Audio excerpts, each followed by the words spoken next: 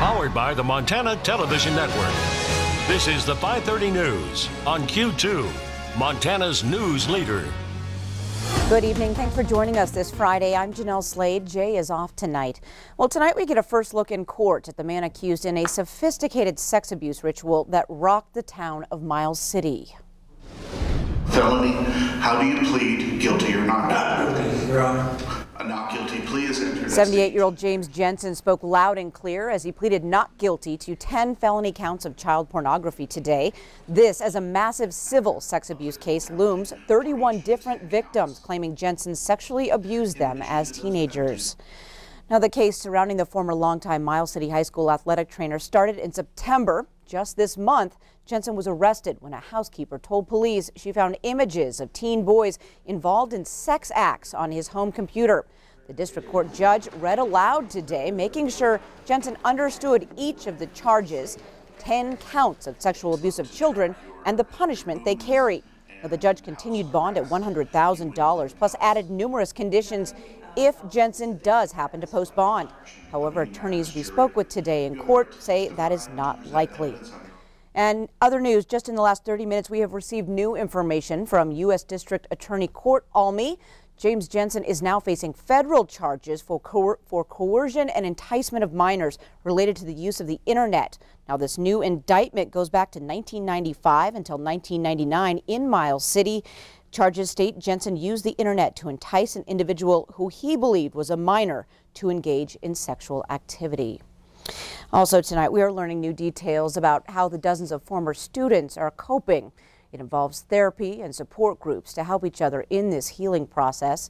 31 male victims and a potential for more have since come forward in that separate civil lawsuit, saying they were student athletes when they were abused by Jensen from the 1970s up until he left the school in 1998.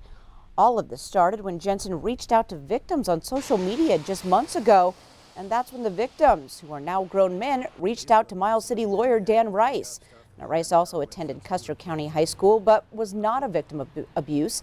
He says his clients are now forced to dig up something they haven't dealt with since they were kids. Allegations of abuse at the school and Jensen's home. However, the alleged abuse took place outside the statute of limitations, so prosecutors said they likely couldn't try Jensen. You know, there's some strength in numbers. They get together and talk and, you know, discuss what they're going through, you know, in their home life, work life, personal life, and with the case. But they're getting stronger every day, and I think we're going to move forward in a positive way for them. Now, these victims have families and careers. Many of them still live in Miles City, others in Billings, Helena, even Bozeman. Their attorneys, Dan Rice and John Heenan, say Jensen's victims dot the country. Many of them even talk weekly on conference calls.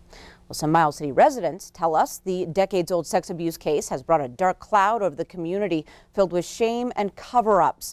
We asked several people how they are coping with the stigma of this case. Some said they were shocked to hear the details. Others admitted they asked their own kids who attended school at that time if they were victims of abuse. One man said he would have never guessed this abuse was taking place. I knew Jim.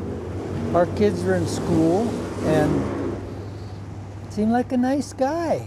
You know, I don't think I ever had a conversation with the man, but I seen him at the sporting events and stuff. And, you know, I thought he had credentials.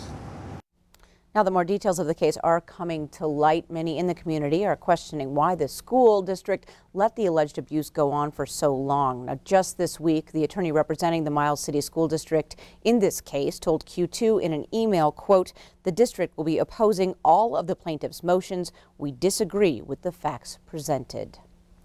In other news tonight, life in prison. That's the fate of 21-year-old DeMarzio Sanchez for the brutal torture and murder of a Crow Agency woman. Sanchez was part of a group of people who offered 28-year-old Roylyn Rides Horse a ride home from the Kirby Saloon back in April 2016. She never made it. Sanchez drove Rides Horse and 5 other people to a remote area on the Crow Reservation. During that ride, Rides Horse was beaten in the back seat. Another suspect, Angelica Jo Whiteman, dragged Ride's horse out of the vehicle and attempted to strangle the victim until she lost consciousness. Sanchez then doused Ride's horse with gasoline and set her body on fire. She remained in that field for another 14 hours, third-degree burns over 45% of her body, and severe frostbite on her legs. Ride's horse died from her injuries 2 months later in June. Angelica Whiteman also sentenced today to 40 years in prison. She previously pleaded guilty to charges and agreed to help prosecutors pursue a first-degree murder charge against Sanchez. Well, 2 fatal crashes on Billings roads in less than 24 hours. The latest on Zimmerman Trail, and that happened late last night. 28-year-old Gregory Cook died after his motorcycle crashed a quarter of the way down the hill. Now, police say Cook lost control of the bike and hit a guardrail. Zimmerman Trail was shut down during the investigation. There is no word if alcohol or speed were factors. The coroner's office also releasing the name of a man who died early Thursday morning in downtown Billings. 38-year-old Rodney Jones Sr. crashed his vehicle at the intersection of 6th Avenue North and North 30th. Police say speed is a factor, but any other causes are unknown. Well, turning to weather, I'm just looking for some better news tonight, Bob. People are traveling this holiday weekend. What does it look like out there? Well, it's we've got some delays to talk about. 6.7 million people are traveling by air this weekend. In fact, today. And so far, we've had a number of what we call delays, airport delays. So let me show you some of the delays we've got. We go here to the major hubs in the west. The only place where we actually have a problem in the west is in San Francisco. But let me show you what's happening in Montana. There are no airport delays there at all. And in San Francisco, it is a 52-minute delay. Elsewhere on the East Coast, that's where we have some big thunderstorms, and it's causing all sorts of delays at Newark, 167 minutes.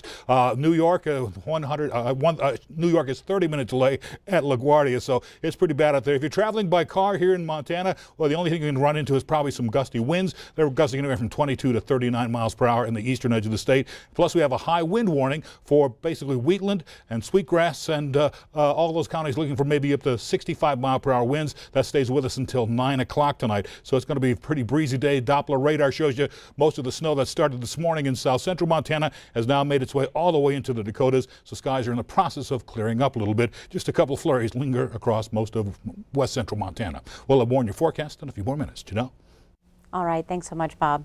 Well, the Trump administration now looking to overturn a federal judge's ruling on grizzly bear protections. The U.S. Fish and Wildlife Service now asking the Ninth Circuit Court of Appeals to review the late August ruling out of Montana.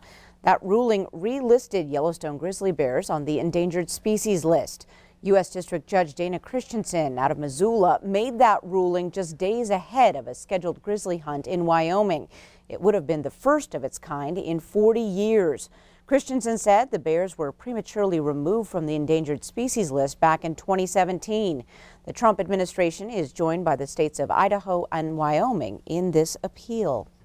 Well, coming up on your Q2 530 News, tonight marks the longest night of the year and brings with it a chance to address homelessness.